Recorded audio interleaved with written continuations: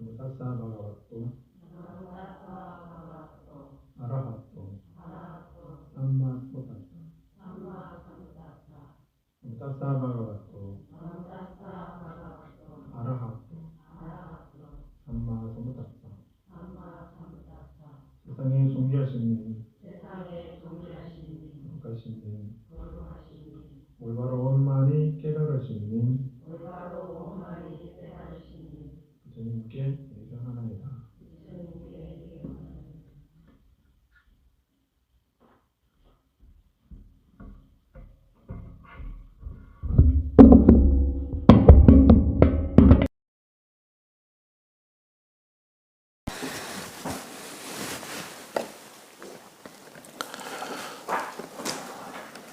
오늘은 화엄경 우리 교재 78쪽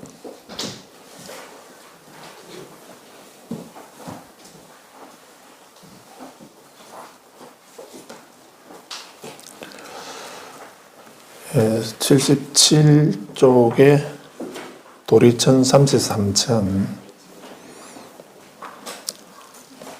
올라가면서 그 땅을 떠난 그런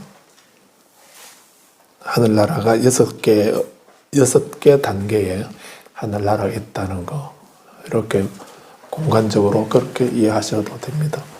단지 우리 눈에 안 보인다고, 보통 우리 1차원 세계, 2차원 세계, 3차원 세계 뭐 이런 얘기 하죠. 4차원 세계. 어떤 분들은 11차원까지 있다고도 얘기를 합니다. 그건 어떻게 아셨는지 모르겠지만 그렇게도 얘기를 합니다.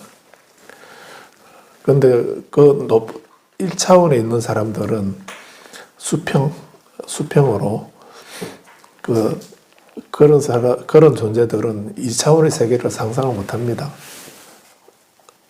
이해를 못하고 상상을 못하죠. 우리가 2차원, 3차원에 살고 있으면 그 위에 4차원의 세계를 우리는 알 수 없습니다. 우리 지각으로는 알 수 없는 그런 차원이 다른 경계이죠. 거기는 이제 우리 오감을 떠난 깊은 선정에서는 그 위 차원을 갈 수가 있습니다. 갈 수가 있고 볼 수도 있고 뭐 이렇게 하겠지만 일반적으로는 2차원의 범위에 거기서 살고 있는 사람들은 3차원을 알 수가 없는 거고요. 3차원에 있는 분들은 4차원을 볼 수가 없죠. 그래서 우리가 안 보이고 한다 해서 있다 없다라고 단정 지을 수는 없는 것입니다. 그건 어리석은 것입니다. 그렇게 이제 일단은 뭐 그렇게 공간적인 그런 설명들을 그런 세계가 있다 하는 정도로 이렇게 이해를 하시면 되겠고, 또 하나는 이제 선정의 단계다라고 이렇게 보시면 됩니다. 그래서 선정의 단계로서 정신적인 영역으로 선정의 단계에서 선정의 깊이에 따라서 그 세계가 달라진다라고 이렇게 보시면 되겠습니다.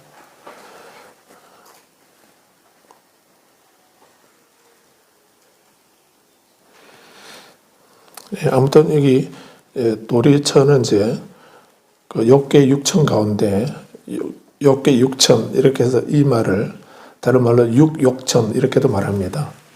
욕계 6천이라고도 하고 육욕천 이렇게도 얘기를 하는데, 그 6개 중에 두 번째 단계가, 두 번째 제2천은 도리천이다 하는 이런 얘기입니다. 그 도리천을 다른 말로 삼시삼천이라 한다. 수미장 정상에 있으며 가운데 1천은 선견천으로 제석천이 거주하는 궁전이다. 선견천이 사방에 각 8천이 있으므로 합쳐서 삼시삼천이 된다.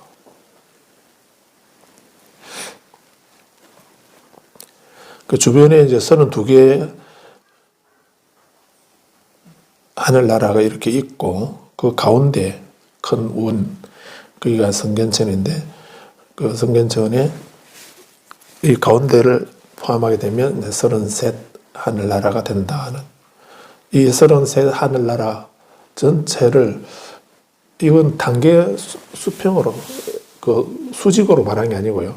수직으로 보게 되면 맨 밑에는 제1천은 사천왕천이고 제2천은 도리천이잖아요. 도리천의 수평으로 이렇게 그 33천이 있다는 이런 의미입니다. 이 33천 위에 야마천이 있고 이렇게 되죠. 그래서 이 33천은 33천 전체를 하나의 도리천이다로 이렇게 하는 것이기 때문에 수직으로 보게 되면 28천이라 이렇게 하는 거고, 그 28단계의 그 하늘나라가 있는 중에 두 번째 하늘나라가 도리천인데, 도리천은 또 수평으로 보면은 궁전들이 33개의 궁전이 있다 하는 이런 의미가 되겠죠. 그래서 그 밑에 성견천 사방에 있는 32천의 이름들을 또 다 올려두고 있습니다. 그래서 삼봉천이라든지 산정천, 희견성천이라든지 이렇게 32천의 이름들이 다 있습니다.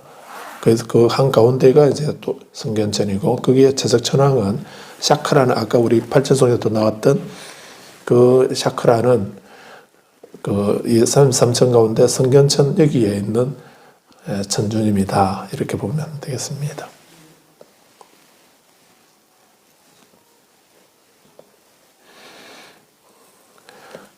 그래서 제석천왕을 신들의 제왕이라 이렇게 말하잖아요.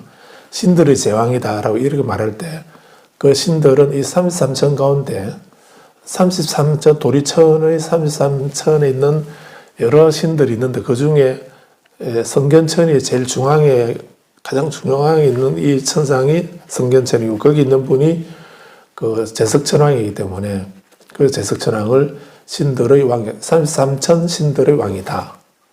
이렇게 이해하시면 되겠죠.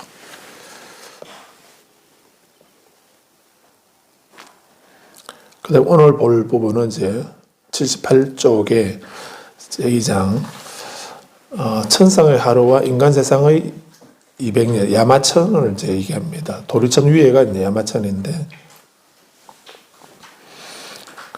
그 부처님께서 이제 도리천에서 법을 설하시고, 거기서 도리천에서 이제 법문을 말씀하신 것도 중요한데, 그 도리천에 누가 계셨기 때문에 도리천에서 말씀하셨나요? 마야 부인에 계셨다라고 이렇게 했습니다.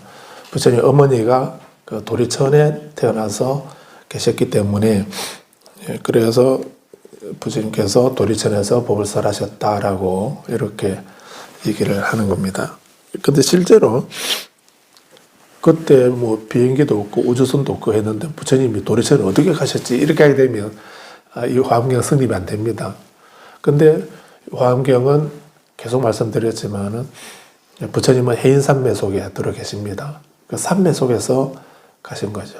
차원이 다른데 그 차원 공간 이동을 어떻게 하셨는가? 산매에서 하셨다는 겁니다. 그래서 산매 속에서 도리천에 가셔서 어머니를 위해서 법을 설하셨다는 것이고, 그 설법을 마치시고 야마천으로 그 성야마천궁품, 또 야마천궁 개참품 이렇게 있었죠. 그래서 그 야마천궁품은 짧습니다. 내용은 짧은데 부처님께서 야마천으로 올라가셔서 법을 설하시는 간단하게 그 장면을 설명하고 있는 부분이고, 야마천궁 개참품은 그 야마천에서 그 야마천들이, 그 수많은 보살들이 부처님의 깨달음의 세계를 찬탄하는 그런 찬불가를 부른 그 부분이 야마천궁 개참품입니다. 개송어로만 되어 있는 이런 부분이죠. 그래서 야마천궁품, 성자가 무슨 성자든가요? 오를 성자로 되어 있죠. 올라간다. 성강장 이렇게 할 때 오르고 내리고 하는 차 타는 거를 성차, 내리는 그거를 강차랍니까? 하차. 그래서 도리천에서 올라가셔서 야마천궁으로 올라가시는 장면에서 성야마천궁품 이렇게 한 겁니다.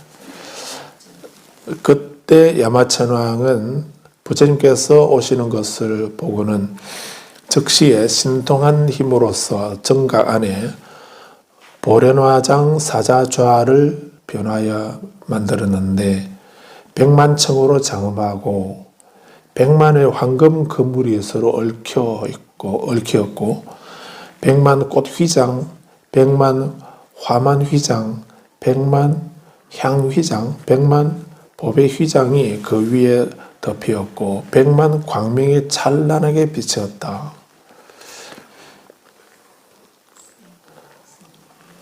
그래서 이거 어떻게 알 수 있나요? 그래서 우리가 부처님에게 공양 올리는 것도 것에도 두 가지 공양이 있다라고 이렇게 했죠. 20이 있고 40이 있다라고 이렇게 했습니다. 그래서 40은 일사자 40. 40은 실제로 우리가 부처님에게 우리가 부처님에게 예경 공양하는 그 방법이 몇 가지가 있는가. 그래서 우리 아까 읽었던 그 예경문 중에도 칠지 공양이 있었습니다.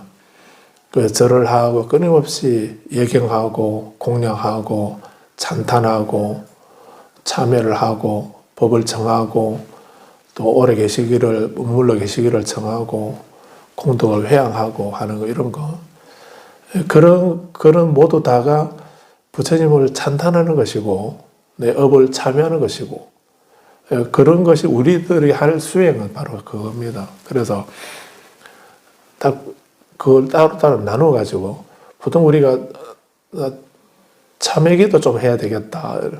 기도 중에 제일 좋은 기도가 중요한 기도가 참회 기도라 하더라. 뭐 이런 말씀 많이 들어보셨죠.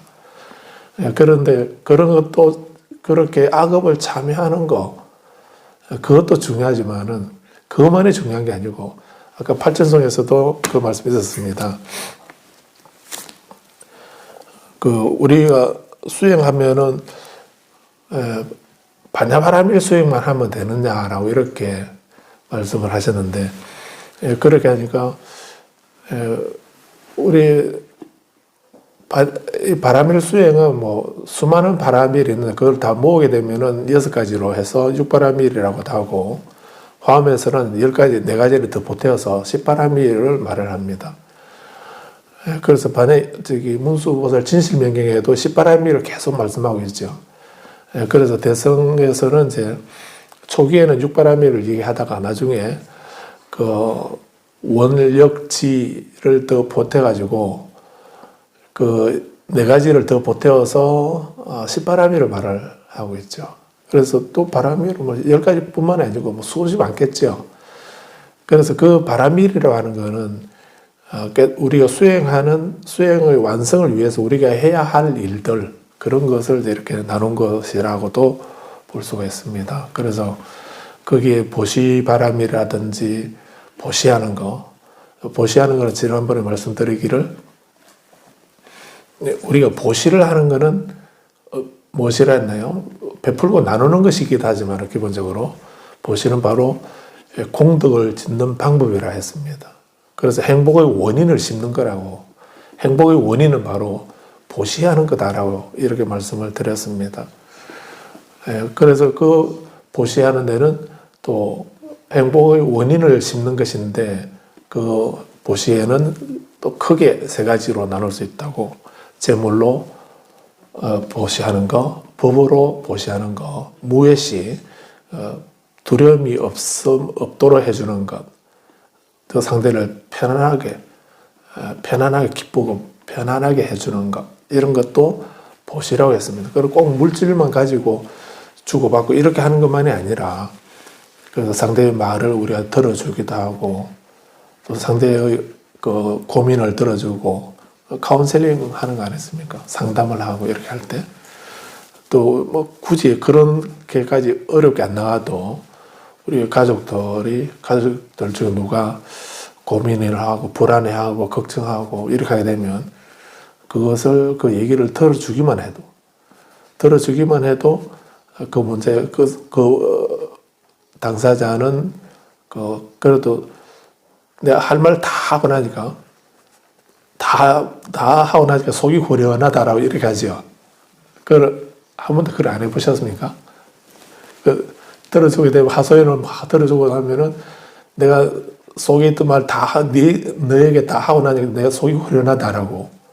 내가 한 일은 없는데 가만히 들어주기만 했는데 본인은 어디 말 못하고 막 가슴에 담아두기만 하고 이렇게 하다가 그래서 도반에게 또는 가족에게 얘기를 다 하고 나니까 마음이 편안해진다라고 이렇게 그런 얘기를 하지 않습니까? 그 상대가 편안해져, 속이 후련하다. 그게 무엇입니다. 나는 그 사람에게 내가 한 건 아무것도 없고 단지 어찌 보면 대도 않은 소리를 할 경우도 있고 한데 그래도 아무 소리 안 하고 내가 조용히 들어주는 거, 경청해 주는 거. 그래서 본인이 속에 있는 걸 다 쏟아내 놓을 수 있도록 해준 거, 그것밖에 없는데, 근데 그걸 무예시라는 겁니다. 무예시는 뭐 특별히 관세음보살님을 시무예자, 보문품에 그런 말씀이 있죠. 관세음보살은 시무예자라 한다. 관세음보살의 별명이 시무예자, 무예, 두려움이 없음을 베풀어주는, 즉 무예시를 하는 분, 이런 의미로 시무예자라 이렇게 부처님이 그렇게 말씀하신 부분이 보문품에 있습니다. 그런 것처럼 우리도 보시를 하자 이러면 법보시 하라고 그러면 내가 뭐 법을 알아야 보시를 하지 이렇게 생각하고, 또는 제시를 하자 이렇게 내 지갑에 텅텅 비었는데 무슨 제시를 하냐 이렇게도 막, 그럼 우리는 보시할 게 없지요. 그런데 설령 그렇다 하더라도 세 번째 중요한 무예시를 할 수가 있는 겁니다. 이 무예시는 법을 몰라도 되고 아니면 재물이 내 손에 없어도 내가 그 상대를 기쁘게 하고 편안하게 해줄 수 있는, 후련하게 해줄 수 있는 그 유일한 그 방법이 무예시입니다. 내가 법을 보여서려주고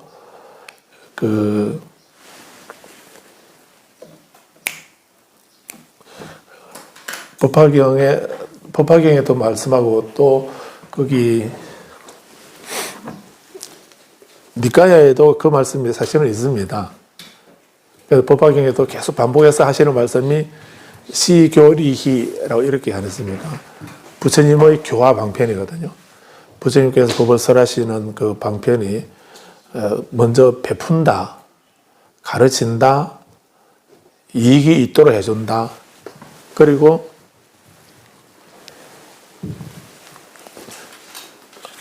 기쁘게 해준다라고 이렇게 했는데,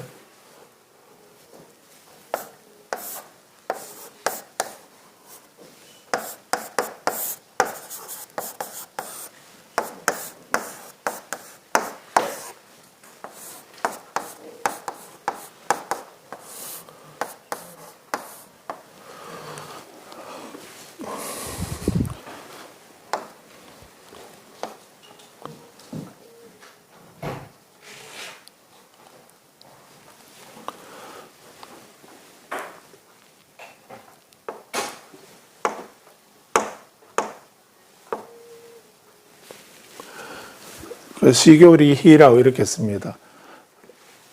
여기서는 이 시자는 보일 시자죠. 보여준다는 말이니까 모범을 보여주는 거죠. 그래서 먼저 그 행동으로, 삶의 모습으로 보여주는 거, 모범을 보여주고, 그 다음에 말로서 가르쳐주고, 옳고 그름을 가르쳐주는 거. 그 말보다도 행동이 먼저죠. 행동으로 시범을 보여주는 거. 불자님 잘 모르시겠지만 우리 그사님 아시겠는데 숙달된 조교가 나와서 시범을 보여주는 거. 그게 시거든요. 그래서 우리는 불자니까 부처님 말씀 많이 들었으니까 내가 불자는 이렇게 합장은 이렇게 하고 저런 이렇게 하고 이렇게 먼저 말하기 전에 가족들에게 내가 절하는 거 한번 봐봐봐. 이렇게 하면서, 그러면서 아무 소리 안 하고 그냥 다소곳하게 합장하고 공손하게 엎드려서 절하는 이런 모습을 먼저 딱 보여주고, 그 다음에 손은 10손가락을 다 모으되 손바닥이 뜨게 하면 안 되고, 손바닥을 붙여야 되고, 손을 기울이면 안 되고, 똑바로 세워야 되고, 그리고 두 발을 모으고 천천히 엎드리고, 그리고 절을 하고 접종 내 손바닥을 위로 향해서 귀 있는 데까지 들었다가 내리고 엎고 다시 일어서고. 그렇게 할 때 우리가 절하는 거하고 티베트 스님들이 절하는 거하고 또 조금 다르죠. 어떻게 다르던가요? 우리는 천천히 공손하게 천천히 엎드리고 또 한참 발언하고 또 천천히 일어나고 이렇게 안 합니까? 그렇게 하는데 티베트는 그렇게 안 하면 안 된답니다. 절을 그렇게 하면 안 되고요. 엎드릴 때는 팍 엎드리고요. 일어날 때는 벌떡 일어나고요. 이렇게 빨리 엎드리고 빨리 일어나야지. 그래서 엉거주춤해서 이렇게 하면 안 된다는 거예요. 왜 그렇게 하냐고 여쭤보니까 절할 때 왜 빨리 팍 엎드리는가? 그 존자님 절하시는 거 보면은 전신투지로 절도 하시거든요. 그럼 팍 엎드리시고 그리고 또 벌떡 일어나시고 이렇게 하시더라고요. 왜 그렇게 하시는가 보니까 부처님에게 귀할 때는 머뭇거리면 안 되고요. 나무가 있을 때 밑둥을 베어버리면은 나무가 서서히 넘어가던가요? 그냥 팍 쓰러지지 않습니까? 그런 것처럼 부처님에게 귀할 때 주저하지 않고 빨리 삼보에 귀할 때 귀할까 말까 이렇게 머뭇거리면서 하는 것이 아니고요. 귀할 때는 빨리 나무가 쓰러지듯이 바로 신속하게 빨리 엎드려서 귀한다는 이런 의미에서, 그런 의미에서 절을 할 때 빨리 엎드린다는 거예요. 우리는 다리가 아파서 다리 아픈데 절할까 말까 이렇게 하면서 이렇게 하면 안 되고요.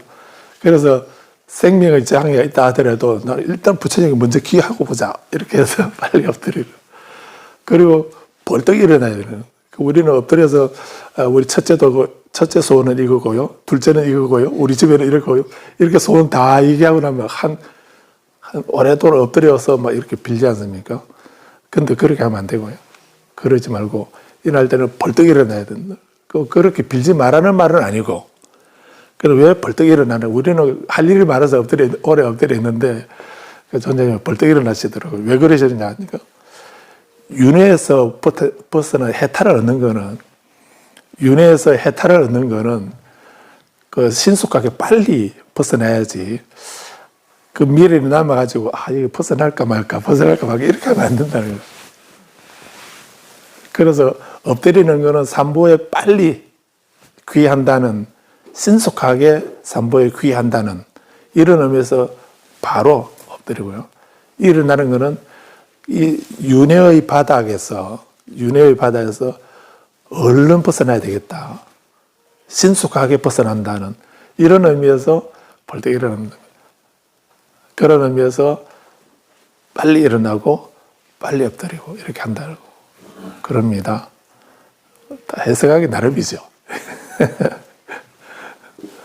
그래서 시는 그렇게 먼저 말을 하기 전에 모범을 보여주고 그 다음에 가르쳐주고, 그렇게 함으로써 본인이 뭔가 이익을 얻도록 해주는, 마음이 편안해진다든지 집중이 잘 된다든지 또는 뭐 여러 가지 본인이 바라는 것을 이루는 것, 그것이 이익 아닙니까?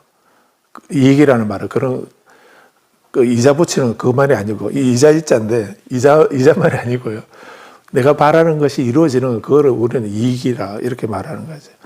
오랜 세월 제가 이익과 행복을 얻도록 해주십시오. 제가 오랜 세월 이익과 행복을 얻을 수 있도록 이 공양을 받아주십시오라고 이렇게 니까야 그런 말씀을 하거든요.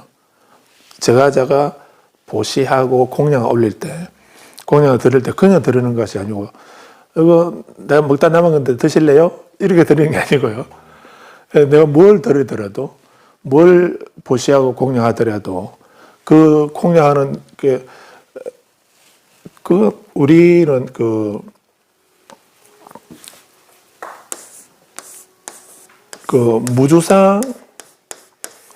무주상 보시를 말씀하는데, 이 무주상 보시하고 또 오랜 세월 이익과 행복을 얻을 수 있도록 이 공양을 받아 주십시오 하면서 보시하는 거하고 가슴이가 다릅니까? 그럼 무주상 보시한다면은 오랜 세월 제가 이익과 행복을 얻을 수 있도록 이걸 받아 주십시오라고 하는 이 마음마저도 가지지 말라는 얘기죠. 그런 거 없이 그냥 단지 보시하는 거, 그거를 무주상 보시라고 한다. 이렇게도 이해할 수 있는데, 그래서 보시를 한다라고 하는 지각, 그런 생각을 갖지 말고 하라는 이런 의미에서 기본적인 의미는 뭐 그런 의미로 금강경 대성에서는 무주상 보시를 말씀하긴 하는데, 이거는 보살들이 하는 거고요. 일반 사람들은 우리는 이거 생각해야 됩니다. 이게 없으면 누가 보시합니까? 그는 보시하러 하면서, 그래도 공양 올리게 되면 제가 축원이라도 해드려야. 부처님이 다 아시니까 내가 스님이 축원 안 해도 제가 공양 올리는 거 부처님이 아시니까 축원 안 해도 됩니다. 라고 이렇게 말씀하는 분도 계시죠. 물론 부처님은 초발 심시 변정가 이렇게 아까 우리가 약창기에서 안 외웠습니까? 내가 부처님께 공양 드려야지, 오늘 가서 법문 들어야지, 또는 기도해야지, 이 마음 내는 순간 벌써 부처님은 내가 그 마음 낸 거를 다 알고 계시죠. 예래는 부처님은 어떠시던가요? 부처님은 다 알고 계시고요. 부처님은 내가 또 어떤 마음으로 오는지도 다 알고 계시고 다 보고 계시죠. 열애는 열애실지실견. 부처님은 그 암과 몸이 다 갖춰져 있는 분이라서 굳이 또 허스키한 목소리로 우리가 축은 안고 누구 뭐 이렇게 축은 안 해도, 그런 축은 안 해도 부처님은 다 알고 계시고, 얘가 지금 이해하면 안 되나? 얘가 지금 뭘 원하는지, 부처님은 어떻게 왔는지 나는 몰라도 부처님은 다 알고 계시죠. 다 보고 계시고. 그런데도 우리 굳이 이렇게 부처님은 다 알고 계실 거라 생각하고 제가 축원을 빼먹으면 다른 기도는 그냥 근성으로 이렇게 하다가도 축원할 때만은 딱 귀를 쫑긋하게 세워가지고 제 이름 빠졌는데요. 그렇게 하더라고요. 그럼 우리 왜 또 내 축원 빨리 안 해줍니까? 뭐 이렇게 말하기도 하고요. 그래서 그런 사람에게 그냥 부처님은 실제 실긴 하시니까 그냥 공양 올렸으면 올린 걸로 그냥 끝내라. 뭐 그런 거 따지고 있냐. 이렇게 말하게 되면 그 사람은 앞에서는 뭐 그 위압감에 알겠습니다. 이렇게 하겠지만 다음에 절대로 이제 공양 안 올리죠. 안 그런가요? 나 지금 뭔 얘기하지? 그래서 이게 나쁜 게 아니라는 얘기입니다. 이게 오랜 세월 이익과 행복을 얻도록 이 공양을 받아 주십시오 하는 이게 나쁜 게 아니고요. 이게 동기이고 원인 아닙니까? 이것이 원인이 되어서 내가 어떤 선행을 하게 되고 보시를 하게 되고 인욕을 하게 되고 정진을 하게 되고 이런 마음을 내는 것이기 때문에 이게 나쁜 건 아니죠. 근데 여기서 무주상은 이런 생각을 한다 하더라도 그 생각에 매이거나 얽매이거나 집착하지 말라는 이런 의미지, 이런 행위 자체, 이런 생각 자체를 일으키지 말라는 이 말은 아니죠. 그 말은 아닌 걸로 이해를 하셔야 됩니다. 그래서 이걸 다시 다른 말로 말씀드리면은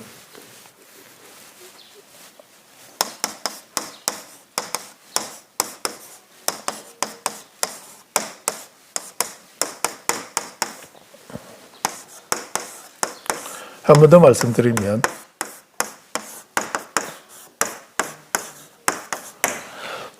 응무소주 이생기심이라 이렇게 할 때에 마땅히 머무는 바 없이 응무소주, 마땅히 머물 주자니까 머무는 것 없이 말리엘 있자니까 이거 연결해 주죠. 그 마음을 내어라 이 말이잖아요. 그래서 이 응무소주 이생기심이라 이 말은 그 어떤 마음도 내지 말라는, 어떤 마음도 내지 마라. 그 어떤 내가 이익을 얻도록 해주십시오. 내가 그 기쁨을, 행복을 얻도록 해주십시오라는 이런 마음마저도 내지 말라는 말이 아니죠. 이런 마음을 내라는 거죠. 이런 내가 행복을, 이익을 얻도록 하려고, 이익을 얻으려고 보시를 하고, 이익을 얻으려고 지기를 하고, 인욕을 하고, 이렇게 하는 거잖아요. 맞죠? 강요하는 게. 그래서, 이런 마음을 내는 거, 그건 당연한 거고, 이런 마음을 내야 되는데, 이런 마음마저도 내지 말라, 이 무주상이라는 말이, 이런 마음 자체를, 그런 생각, 그거는 기복이니까 그런 생각을 내지 마라. 이 말로 이해하면 안 된다는 얘기입니다. 무주상 보시라 할 때, 무주상 보시라 할 때, 이 무주상의 이 의미가 응무소주하고 같은 의미입니다. 그래서 우리가 그 오랜 세월 내가 이익을 얻고, 몸이 아픈 사람에게 이익은 뭡니까? 몸이 아픈 사람에게 이익을 얻는 것은 병이 낫는 거죠. 건강하지 않는 사람이 제게 이익이 있도록 해주십시오. 이렇게 한다면은 그 이익은, 건강하지 않는 사람은 건강해지는 것이 이익이죠. 마음이 불안한 사람이 제가 이익을 얻도록 해주십시오. 이렇게 말하면은 제 마음이 편안하게 해주십시오. 이 말과 같은 말 아닙니까? 하는 일이 잘 안 되는 사람이 제게 이익이 있도록 해주십시오. 이렇게 한다면은 그때는 하는 일이 잘 되는 게 그게 이익이죠. 그 이익이란 말을 꼭 그런 의미로 이해하시면 됩니다. 그리고 기쁨을, 행복을 얻는 거. 이 두 가지 우리가 뭘 하더라도, 어떤 수행을 하고 어떤 일을 하더라도 이거를 얻기 위해서이지 그 다른 거 아니지 않습니까? 이거는 좀 수준이 낮으니까 나는 이렇게 세속적인 이런 원을 난 안 가진다. 이렇게 하면 뭐 할 일이 없지 않습니까? 뭐 때문에 일을 하죠? 그래서 이런 거는 그 수준이 낮는가 높은가는 여기에 집착하고 있는가, 이런 집착하지 않고, 머물지 않고서, 집착하지 않고서 일을 하는가는 그 차이라고 이를 보시면 되겠습니다. 그래서 우리는, 일반 법무들은 그 어떤 이익을 얻기를 바라는, 누구나 이익을 얻기를 원하는데, 이런 이익을 원하는 그 이익에만 집착을 하고, 그거를 이익을 얻을 수 있는 그 방법이 경전에서는 지금 부처님의 공양을 드리고 보시를 하는 거잖아요. 보시를 하는 그 행위를 통해서 결과적으로 내게는 이익이 있도록 해준다는 이런 거잖아요. 그 이익은 결과이고, 원인은 내가 보시를 하거나 계를 지키는 그것이 원인이잖아요. 이해가 되나요? 그런데 일반 사람들은, 우리는 이제 그렇게 하는데, 그래서 내가 살아가는데 내게 필요한 이익을 얻기 위해서 나는 보시도 하고, 계도 지키고, 인욕도 하고, 정진도 하고, 여러 일들을 하는데, 그래서 그런 일을 한 그것이 원인이 되어서 내게 이익과 행복이 있도록 바라는, 그건 기복이 아니거든요.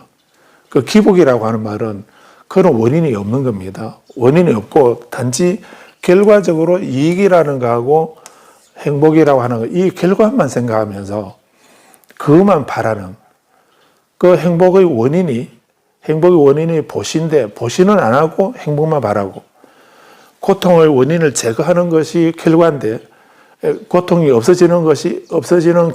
그것이 결과인데, 그 고통을 없애려고 하는, 고통의 원인이 되는 그 악업을 짓는 그 일은 그대로 놔두고서 고통이 없어지기를 바라는 그런 것을 우리는 기복이라는 겁니다. 부처님에게 제가 이걸 얻도록 해주십시오. 제가 행복하게 해주십시오.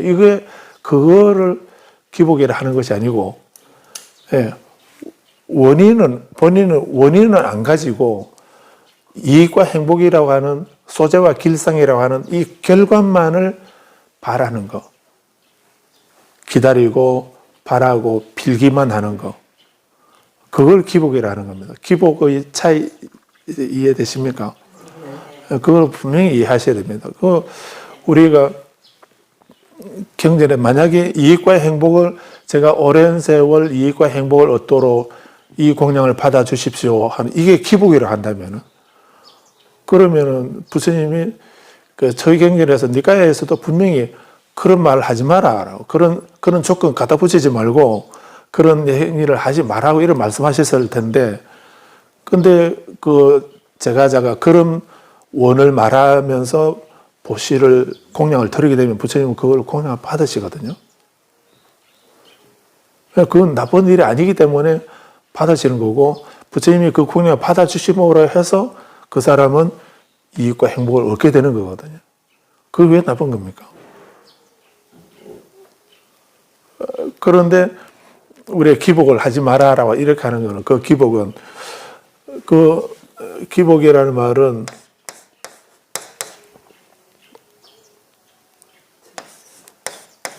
이건가요?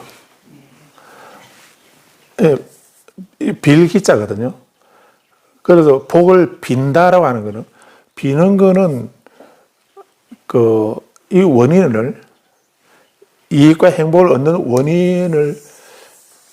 원인이 내게 있는 게 아니고 상대방에게 신이나 그 상대방이 그 원인을 가지고 있기 때문에 내가 그 원인을 내가 짓는 게 아니고 이분에게 절을 하고 제사를 지내고 하면서 나 이런 이익이 필요한데 이걸 좀 들어주십시오라고 비는 거. 그걸 기도라고 말하는 겁니다. 기도나 복이라고 하는 거를 우리가 누구나 이런 복은 다 원하죠. 이런 복은 누구나 원하는데 기복이라 이렇게 말하면 그래서 우리가 들어보셨겠지만은 복은 비는 게 아니고 작복이에요. 복은 지어야 된다 이런 말씀 아시잖아요. 복은 우리가 지어야 되는 거지.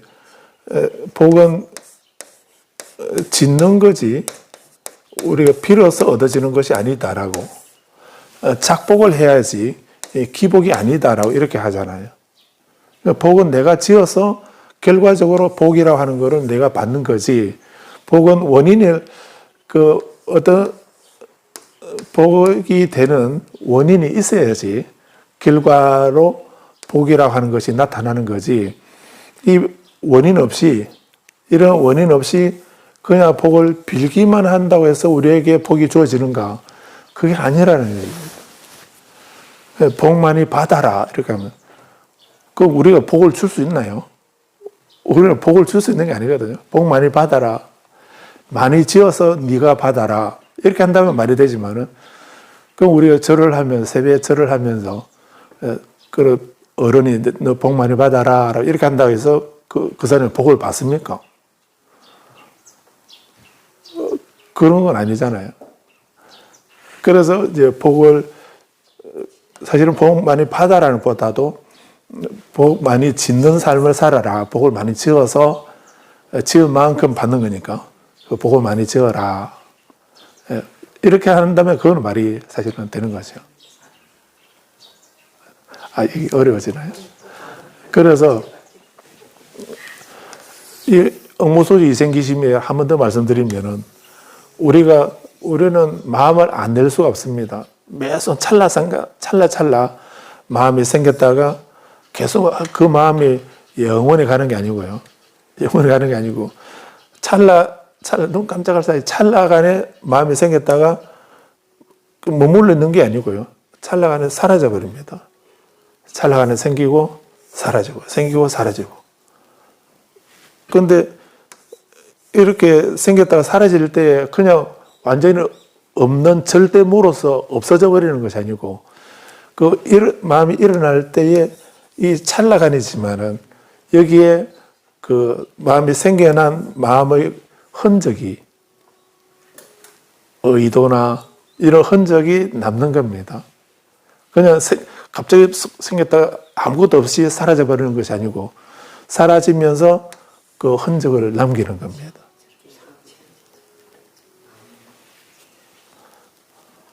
그게 선의 영역도 있고 악의 영역도 있고요.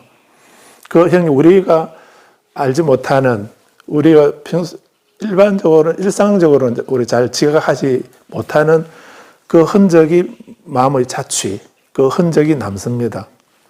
그게 남아서 그게 원인이 되어서 또 생겨나고 사라지고 생겨나고 사라지고 이렇게 하거든요. 그래서 이렇게 보게 되면 이거 완전한 단절은 없는 겁니다.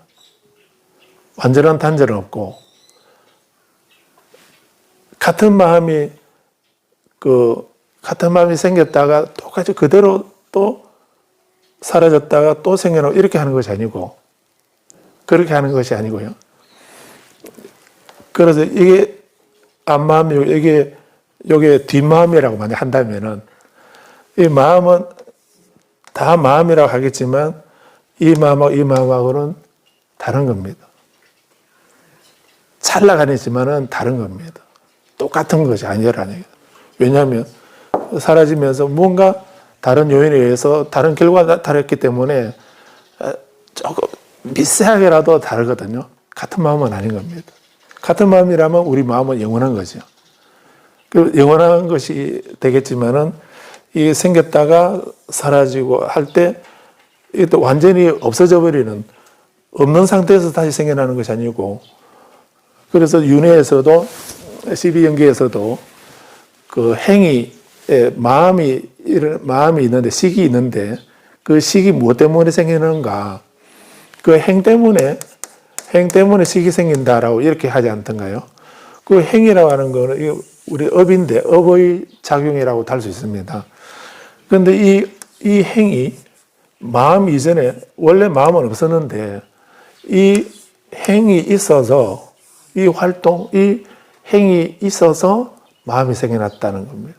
이 행이 원인이고 마음은 식은 결과인 겁니다. 우리가 마음이라고 하는 이 식은 결과이고 이것의 원인은 행이라는 겁니다. 그 행이라는 것이 늘 있는가? 이건 식의 원인이지만은 이 자체만 보면 이것도 하나의 결과죠. 이 결과는 앞에 무명이라고 하는 거.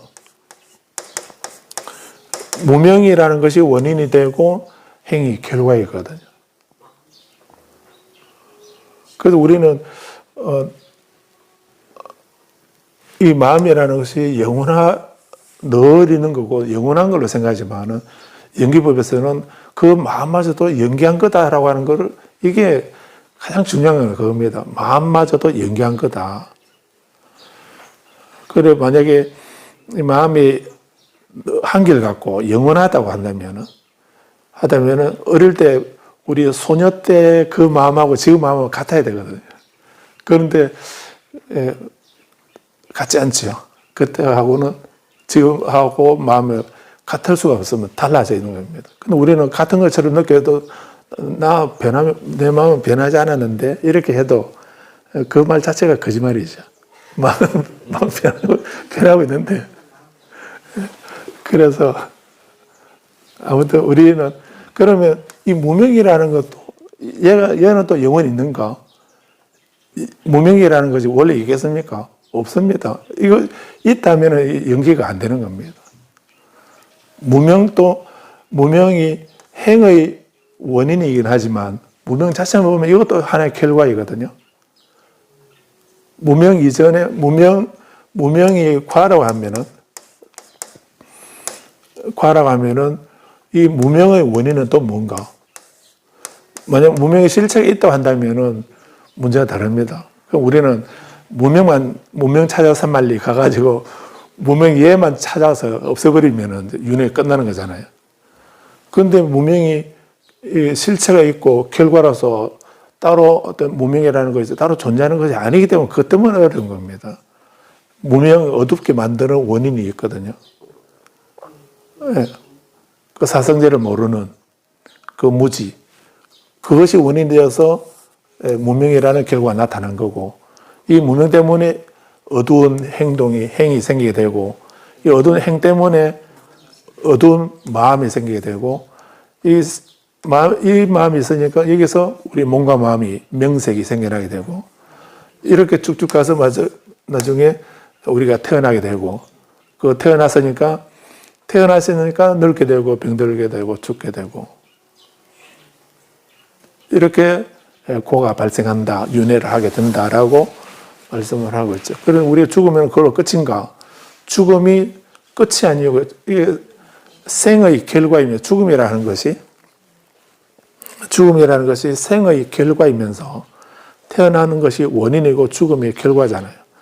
그 생이라는 것이 원인이 되어서 죽음이라는 결과가 나타났지만, 죽음의 결과로서 모든 것이 다 상황 종료, 끝나는가? 그게 아니고, 죽음이라는 것이 하나의 원인이 되어서 또 다른 삶을 받아나게 된다는 거죠. 죽음이라는 것이 결과이면은 생의 결말이 되겠지만, 그것이 또 다른 죽음이 원인이 된다면 죽었기 때문에 또다시 태어나게 되는 거죠. 또다시 태어나게 되는 것입니다. 그런데 부처님은 아라한은 생년 이진이라 이렇게 안 했습니까?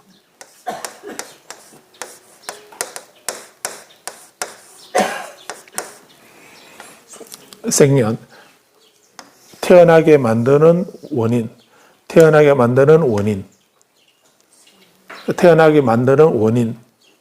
그것이 있어서 태어나게 만드는 원인, 그것을 12연계에는 뭐라 하던가요? 유라고 하거든요. 12연계에서는 유가 있기 때문에, 이것도 일종의 업입니다. 태어나게 만드는 업, 그게 있어서 태어나게 된 거거든요. 그런 우리가 계속 다음에 또다시 태어나게 만드는 원인, 그 원인이 뭔가요? 우리가 일생 동안 내가 살아있는 동안에 지었던 그 업, 선업도 있고 악업도 있고, 말로도 지었고요. 또 행동으로도 지었고, 마음으로도 지은 그런 모든 것이 다음 생에 또다시 태어나게 만드는 원인이 되는 겁니다. 우리가 태어나기 싫어도 얘 때문에 태어나게 되는 겁니다. 우리 죽으면 그걸로 끝나는 게 아니고요. 죽으면 그걸로 끝나는 게 아니고, 내가 일생 동안 지어놓은 생년이 있는 겁니다. 이것 때문에 우리는 다시 또 여기 맞는 몸을 받아서 태어나게 돼 있는 겁니다. 뭘로 태어날지는 알 수 없습니다. 사람으로 다시 태어날 수도 있겠고, 또 아니면 우리가 상상도 못하는 다른 모습으로, 그 모습을 누가 그렇게 태어나게 만들죠? 내가 일생 동안 지은 그 업이, 그 생년이, 그 태어나게 만드는 그 원인, 그런 좋은 말을 했거나 좋은 행동을 했거나 또 나쁜 업을 지었거나 그런 것이 다 없어지지 않는 거죠. 그대로 다 그 아레아식이에요. 함장식이라 합니까? 이 아레아식이 다 저장되어 있다가 다음 인연이 되면은 그게 다시 또 발현하게 되는 거죠. 태어나게 되는 거. 그 때문에 태어나는 겁니다. 그래서 우리 마음이라는 게 실체가 있는 것이 아니다. 그래서 우리는 어떤 마음도 없는 상태가 되는가? 그건 아니라는 거. 그래서 이런 생겨났다 사라지고 하는 이런 거를 그게 우리 마음의 속성이거든요. 그래서 우리 마음을 다른 말로 이제 심상속이라고 이렇게 말하는 겁니다. 마음이라는 것이 계속 서로 연결되어 있다. 이어진다는. 그런 마음이라는 이 하나가 그냥 그대로, 이 마음이라는 얘가 있어가지고 얘가 계속 이어진다는 말로 그걸 이해하면 안 되는 겁니다. 그걸 이해하면 안 되고요. 그래서 생겨났다가 찰나가는 사라지는데 머물지 않고 찰나가는 생겨나자 바로 사라지게 되거든요. 왜냐하면 실체가 없기 때문에 사라지는 겁니다. 근데 이게 사라질 때에 그냥 아무것도 없는 상태로, 무의 상태로 돌아가는 것이 아니고, 아까 말씀드린 그 생년이라는 이게 개입되어 있는 겁니다. 그게 남아있어서, 그것 때문에 사라졌는데, 이 마음은 사라졌는데, 이 생년 때문에 다시 또 생겨나게 되는 겁니다. 마음이 찰나간에 생겨나게 되는 그것이, 이 아주 짧은 그 순간에 우리가 지은 다른 작용이 있었기 때문에 그것이 원인이 되어서 또 마음이 생겨나게 되는 겁니다. 그렇지만 마음은 똑같은 모습으로 아니라 우리 마음이라는 것이 이렇게 길게 보면 계속 연결되어 있다라고 하는. 그래서 우리 마음은 심상속이다. 마음이 상속된다. 서로 이어져 있다라고 하는 이런 얘기죠. 그래서 우리는 작심삼일이라고 이렇게 말하죠. 기도 좀 해야지 하면은 그 마음이 며칠 가는가, 3일 간다는. 작심삼일이라 이러면은 3일밖에 안 갔냐라고 이렇게 할 수 있는데, 그렇게 3일밖에 안 가는 그런 마음을 가지고 하냐로 이렇게도 하게 되면 좀 부정적으로 생각할 수 있겠지만은, 한번 먹은 마음이 그게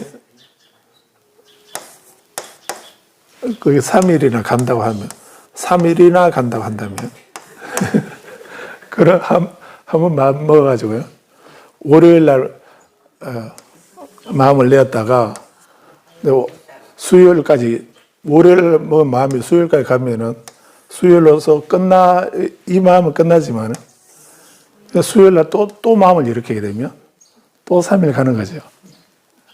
그러면은 내 마음이 계속 상속 이어지는 거잖아요.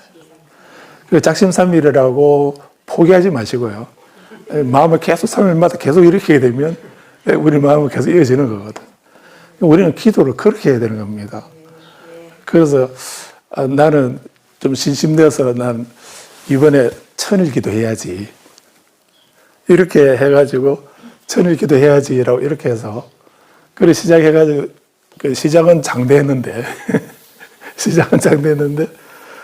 그런데 뭐 일주일이나 3일이나 하루나 한 이틀 지나게 되면 내가 천일 어떻게 하지?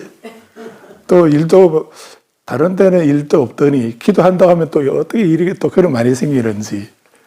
그래서 이 핑계 저 핑계 해서 나중에 천일 못하겠다 하고 뭐 포기해버리고 이렇게 하게 되면 천일 기도를 못 마치게 되잖아요. 장애가 또 많이 생기고 이렇게 하니까.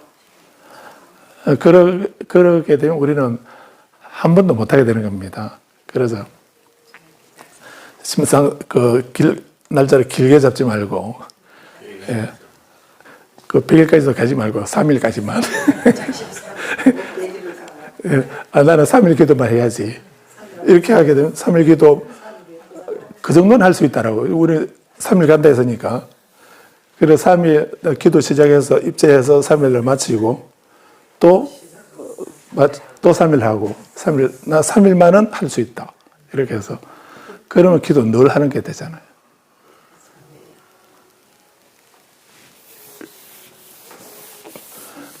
그래서 뭐 그거는 제가 그냥 말씀드린 거고요. 그런데 아무튼 우리가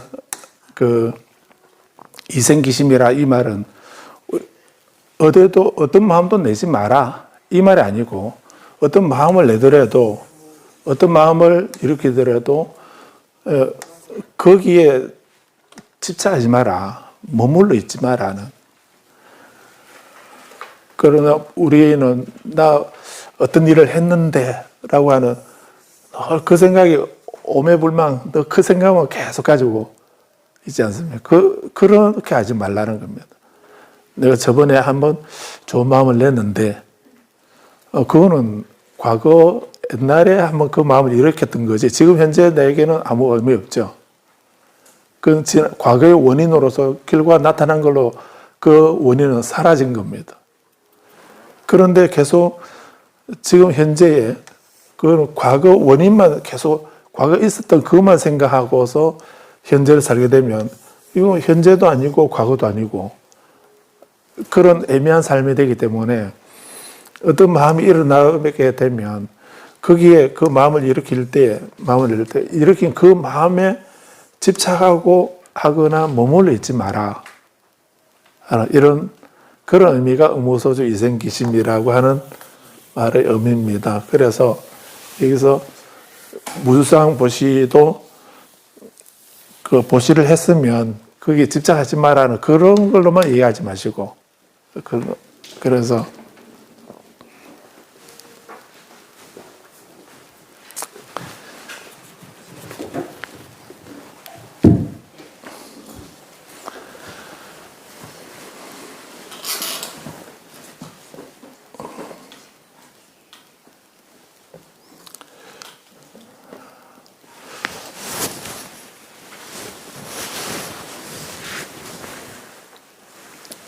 오늘 여기 화엄경 야마천 이 부분에서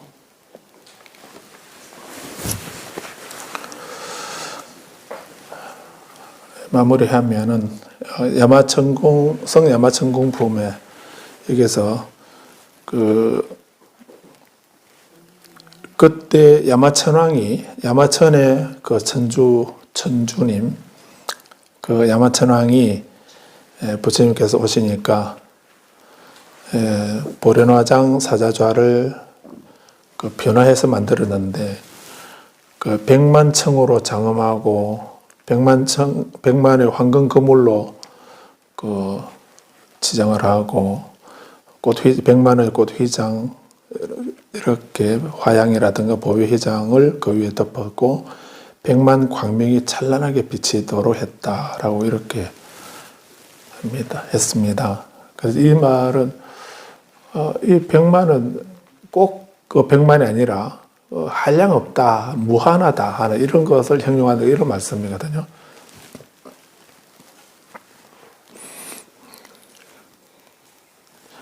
그 백만청으로 장엄했다.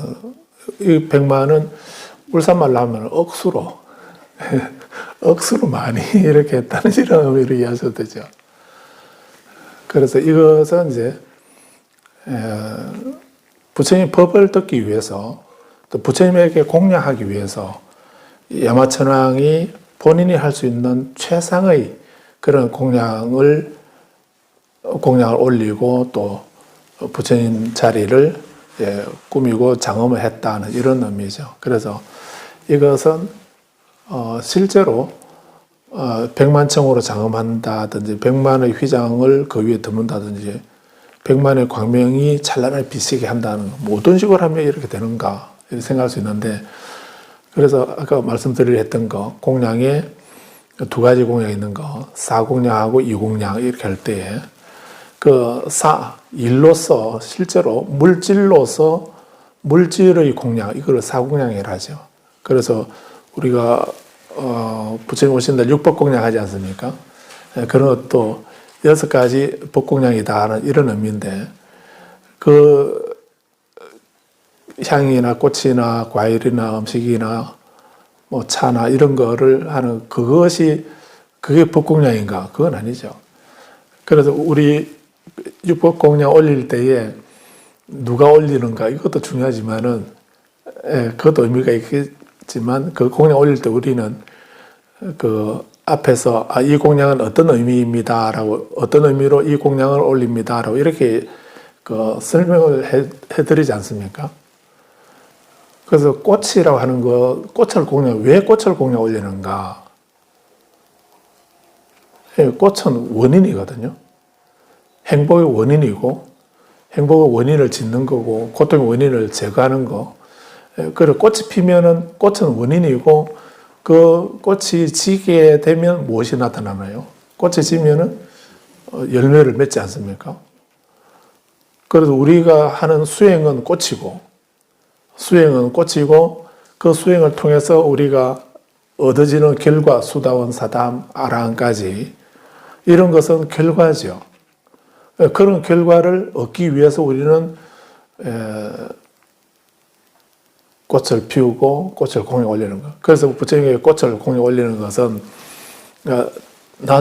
저도 내 삶에 이런 결과를 얻기 위해서 그런 이런 결과를 얻을 수 있는 원인을 짓겠습니다.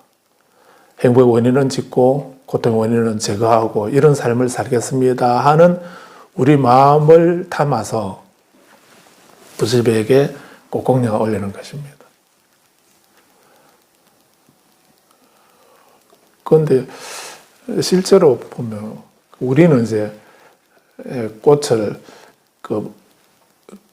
꽃다발이나 이런 거는 웬만하면은 안 하도록 가능하면 이제 분을 사서 그냥 뿌리채 해서 이렇게 공양 올리도록 이렇게 하고 있습니다.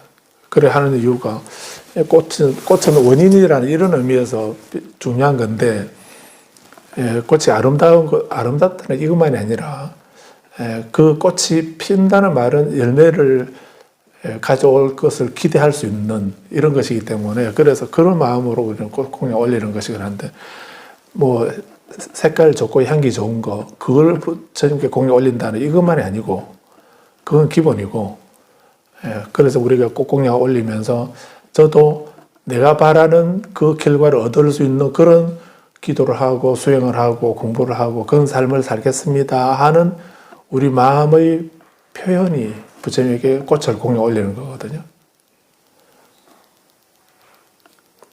아니면 부처님은 저 꽃만 보고 부처님 꽃만 드시고 사실 수 있나요? 그러지 않지 않습니까? 그래서 우리가 꽃공양 올리는 거는 아름다운 꽃을 향기로운 꽃을 화사하고 좋은 그런 비싼 꽃을 올린다. 그건 별로 의미가 없습니다. 그보다도 어떤 꽃이라도 우리가 부처님께 꽃을 공양 올리는 거는 그런 의미에서 올린다고 생각하셔야 되고, 우리 그런 생각을 전하기 위해서 꽃 그 자체로 보면 그 목을 따가지고 이렇게 뭐 아름답게 꽂아서 아름다운지 몰라도 그 꽃은 얼마나 아프겠습니까? 그래서 그것도 오래 가는 것도 아니고요. 뭐 하루 이틀 지나면 시들어 버리고.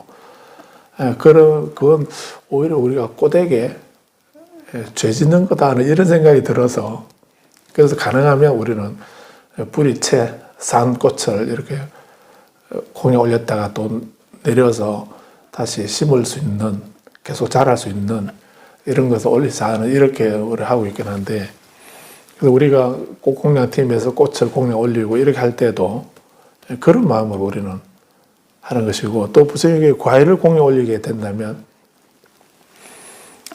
주변에 없는 비싼 그런 좋은 과일을 크고 좋은 거, 비싸고 크고 좋은 거 이것만이 아니고 우리가 어떤 과일이라도 과일을 올린다는 것은 나도 깨달음의 결과를 열매를 얻을 수 있도록 하겠습니다 하는 그런 마음의 표현으로 과일을 공에 올리는 것입니다. 향을 피우는 거면 향을 피우게 되면 사실은 그 향연기 우리 목에는 좋을 이유가 별로 없습니다.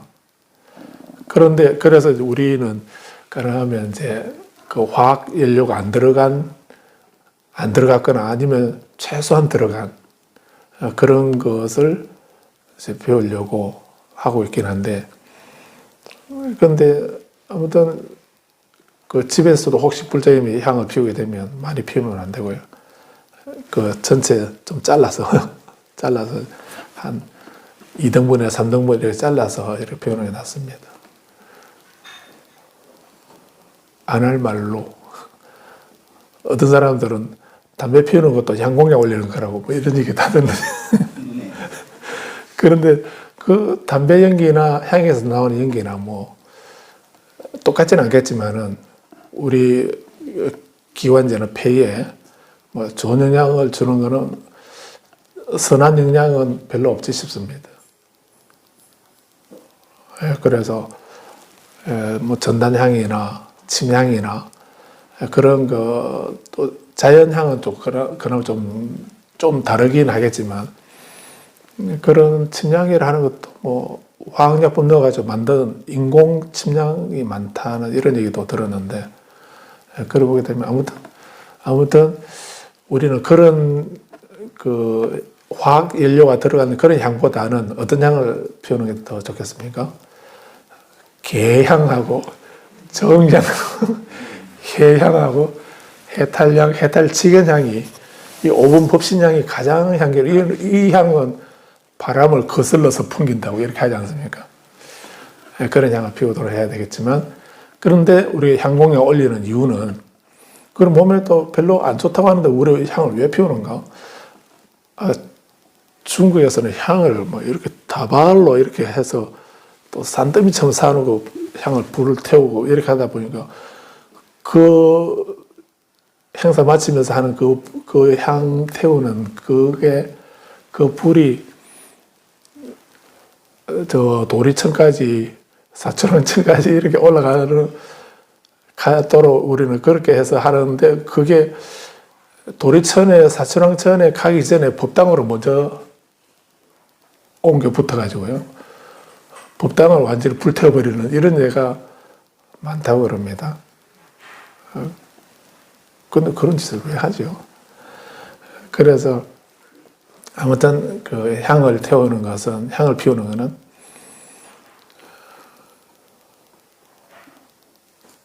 그 희생정신을 배우는 겁니다. 자비희사를, 향을 태우면서 자비희사를 배우는 겁니다.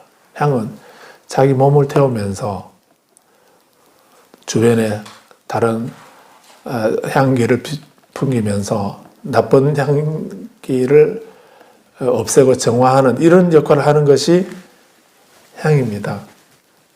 자기 몸을 태우면서 다른 주변에 다른 존재나 주변에 선한 기운이 있도록 부정한 기운을 없애고 선한 기운이 도로 퍼지도록 해주는 것이, 그게 향의 역할이에요.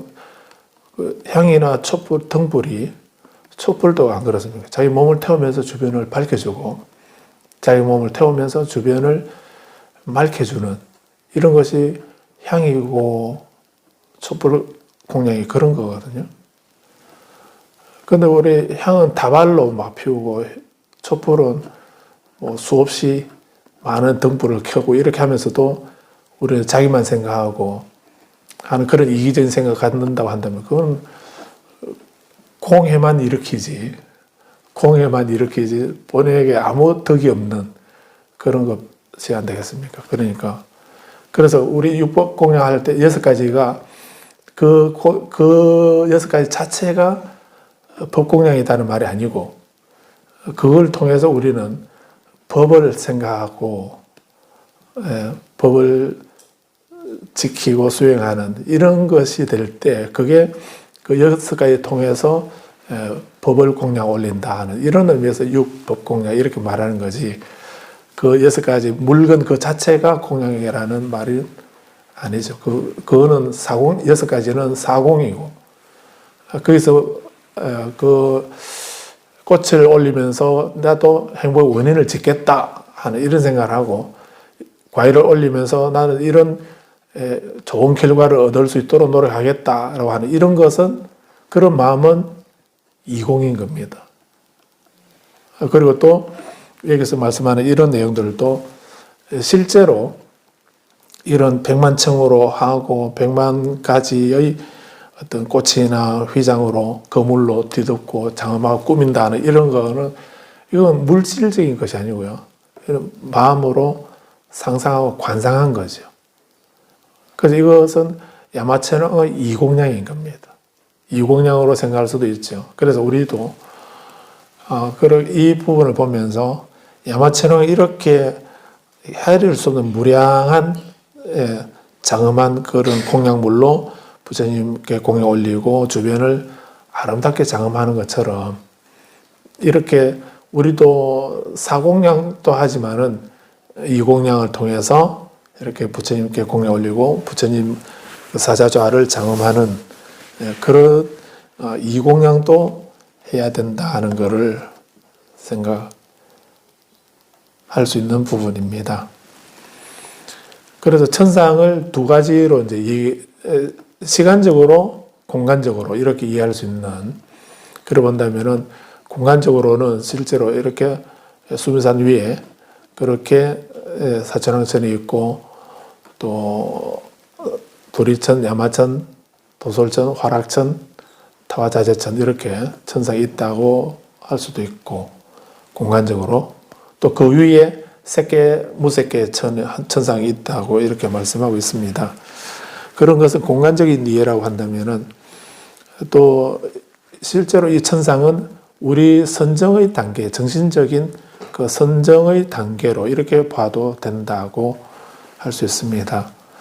그런 것은 이제 공간적인 이해가 되어 있고, 그 다음에 또 시간적인 이해로 본다면은, 시간적으로 이제 그 천상의 하루하고 우리 인간 세상의 하루, 이런 시간도, 시간이나 공간이, 이건 좀 되게 어려운 문제입니다. 과거신 불가득, 현재신 불가득, 미래신 불가득이라 이렇게 말씀도 하고 있는데, 그래서 이 공간하고 시방 3세 이렇게 가야 되면, 시방 3세라고 하면은, 시방은 공간적인 분류이고 3세라고 하는 것은 시간적인 분류거든요. 과거, 현재, 미래 이렇게 해서 시간의 분류 아닙니까? 그래서 이 시간이라는 게 정말 온 세상의 시간이 다 똑같을란가? 우리는 기본적으로 하루는 24시간이다라고 이렇게 우리는 생각하고 있는데, 근데 그 시간에서 일각이 여삼추다 이렇게 하게 되면 그건 또 어떤 시간입니까? 그 일각은 1시간이라고 본다면 1시간이 여삼추는, 일각이 여삼추라는 말은 몇 달입니까?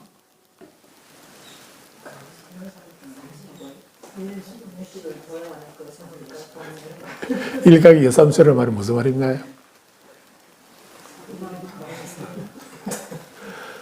추자가 시계 추자입니까? 예?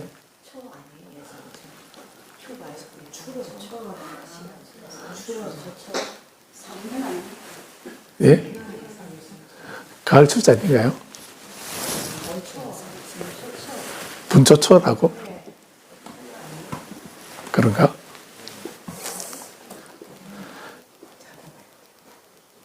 내가 잘못 알고 있었는가?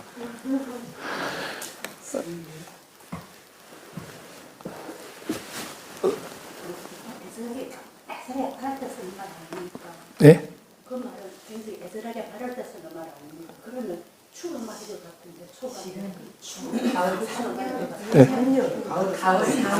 그래, 가을 추자 맞죠? 그러니까 세 번의 삼추라는 말은 가을 석 달이라는 말이 아니고 세 번의 가을이거든요. 세 번의 가을이니까 3년을 말하죠. 일각이 1시간이, 만약 일각이 1시간이라 한다면 1시간이 3년 같다 하는 이런 말을, 그러면 그게 어떤 의미로 씁니까? 지루하다는 의미로 씁니까? 1시간 보내는데 3년이나 지난 것 같다라고. 그렇게 하게 되면 두 가지 의미로 쓸 수 있나요? 지루하다는 의미로 너무 지겹다는 이런 생각으로도 얘기할 수 있고, 너무나 좋은 사람하고 같이 있다 보니까 3년을 지났는데도 1시간 지난 것처럼 후딱 지나가 버리네? 이런 의미로도 쓸 수 있겠죠. 그런데 아무튼 이렇게 시간이라는 것이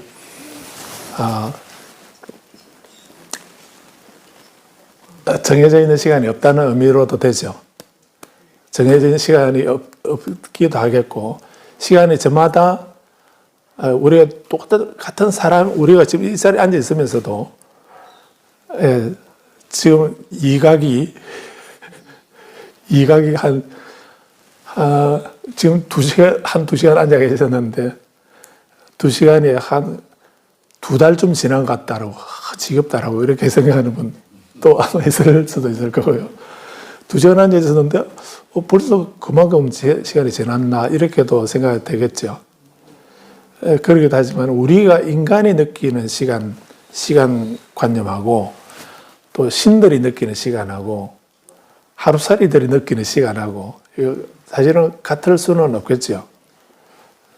그래서 좀 얘기가 달라지고 있는데 아무튼 여기서 이 환경 이 부분에서는 이제 천상의 하루가 사춘왕천의 하루하고 또 도리천의 하루하고 또 야마천이나 화락천, 도솔천이나 이런 다른 천상 그 단계마다 그 시간관념이 다르다는 거 또는 수명이 다르다는 이런 것을 얘기를 하고 있습니다. 그래서 나머지 부분은 다음 시간에 보기로 하고요.